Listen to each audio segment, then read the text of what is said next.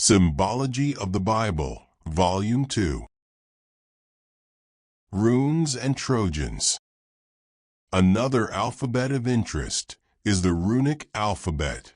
The meaning of runic is mysterious, so it is referred to as the mysterious alphabet. Old English rune, a secret, mystery runic letter, writing, council, of Germanic origin, not recorded between Middle English and the late 17th century, when it was reintroduced under the influence of Old Norse. From Oxford Languages via Google. And the alphabet appears below. Below it are some archaic and Greek alphabets. There are some obvious similarities, as shown, and we can find more. Also, some of the letters are identical to, or stylized versions of, our modern English alphabet, which itself has similarities to the alphabets previously considered. But of note is that the rune alphabet was employed by the Druids, which performed secret, mysterious ceremonies. It is reasonable to propose that they purposefully created a mysterious alphabet from the alphabets they already knew, and incorporated letters from the archaic alphabets, from which the English alphabet evolved.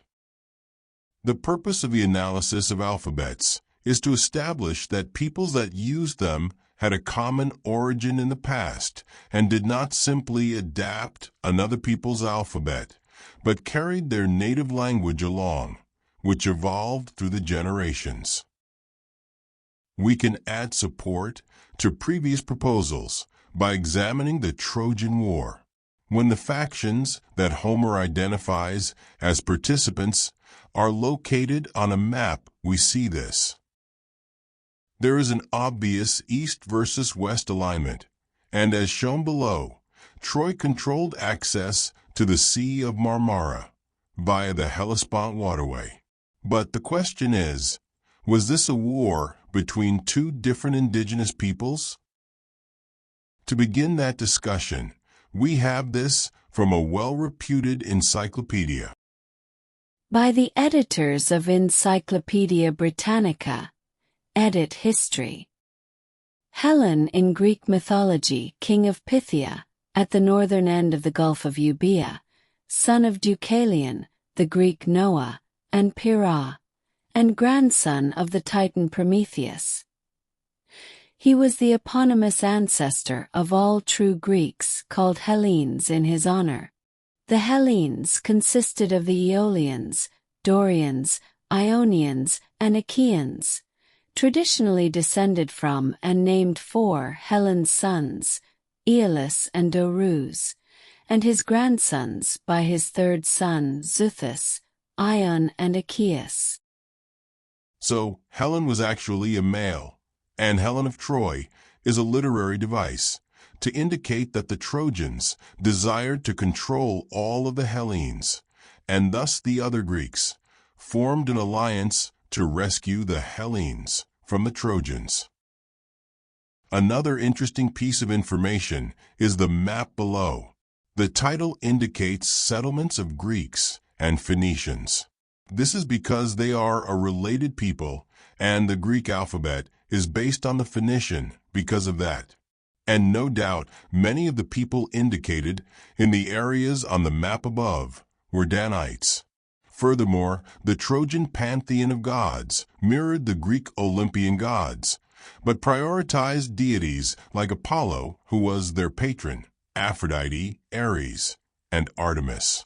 These gods actively supported Troy during the Trojan War, opposing the Greek-aligned deities, Hera, Athena, and Poseidon.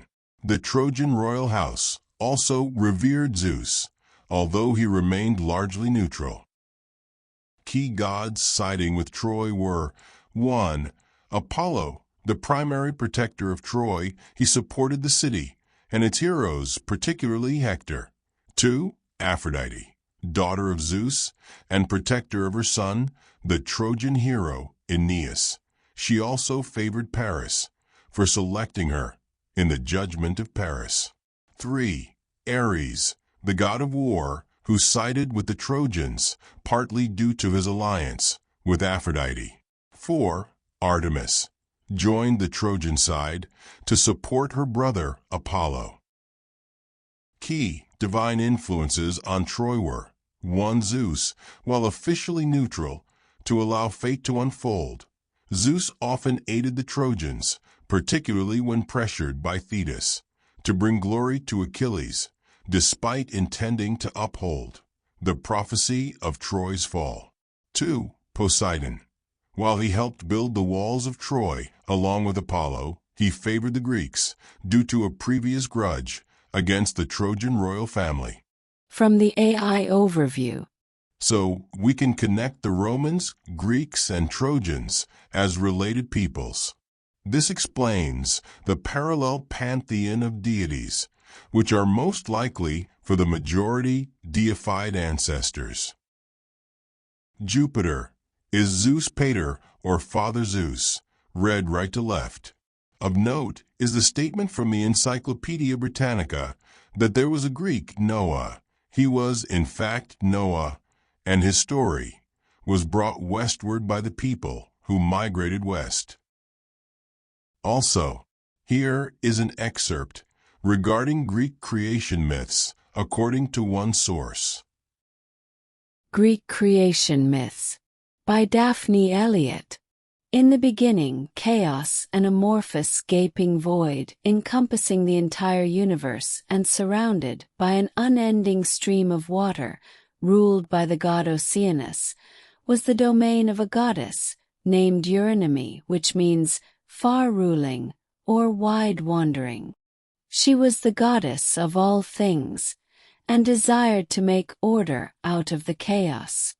By coupling with a huge and powerful snake, Ophion, or as some legends say, coupling with the north wind, she gave birth to Eros, god of love, also known as Protagonist, the firstborn.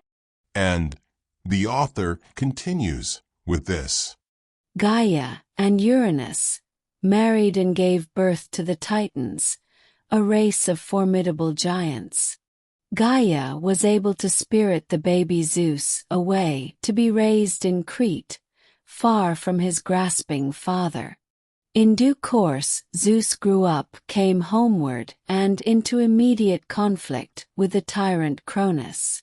Zeus needed his brothers and sisters' help in slaying the tyrant. There are many parallels with the account in the Old Testament and New Testament, for that matter, wherein the meaning of many symbols are revealed. The stream of water, we have seen, the flowing water of peace, and a goddess, the woman in heaven, a snake, the serpent, and the north wind, that we have investigated, and the special standing the north has. We see a race of giants that has been discussed previously, and Zeus hidden away and raised elsewhere, just as Moses was, who did return home, and the children did wage war against the giants, and Goliath was finally slain. It is easy to consider the evidence and conclude that Greek and other peoples' myths are the accounts they brought with them, corrupted over generations of retelling, in the new lands they migrated to. If we accept Aeneas' record that the Trojans migrated to the Italian peninsula, going around the other Greek tribes that defeated them, then the relationship between the Latin alphabet and the preceding Greek and Phoenician alphabets is easy to understand. In fact, another identified alphabet from the area of the Romans is Etruscan. The similarities are obvious, and the area the Etruscans occupied is shown to the left, and it includes Rome. This suggests that the Romans and Etruscans were tribes of the Trojan Exodus. And this brings us back to the rune alphabet. It contains elements from all the precursor alphabets to reveal the origins of those people. They knew who they were, even if most others do not.